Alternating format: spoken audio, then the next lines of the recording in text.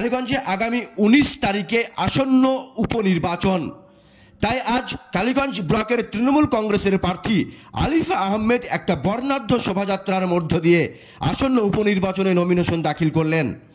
আজ নমিনেশন দাখিল করার আগে দলীয় কর্মী সমর্থকেরা ভিড় জমিয়েছিল কালীগঞ্জের প্রয়াত বিধায়ক নাসিরউদ্দিন আহমেদের বাড়ির সামনে।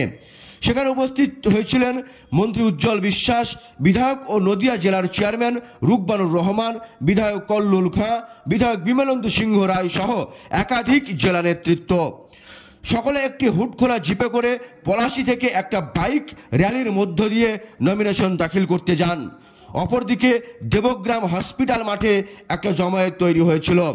সেখান থেকে পায়ে হেঁটে কালীগঞ্জ বিডিও অফিসের উদ্দেশ্যে নমিনেশন দাখিল করতে যান কালীগঞ্জের তৃণমূল কংগ্রেসের প্রার্থী আলিফা আহমেদ।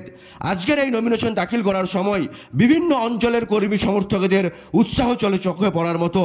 কোথাও আদিবাসী নৃত্য, কোথাও বা ব্যাংক পার্টির বাজনা সহকারে আনন্দ উৎসাহে মেতে ওঠে দলীয় কর্মী সমর্থকেরা।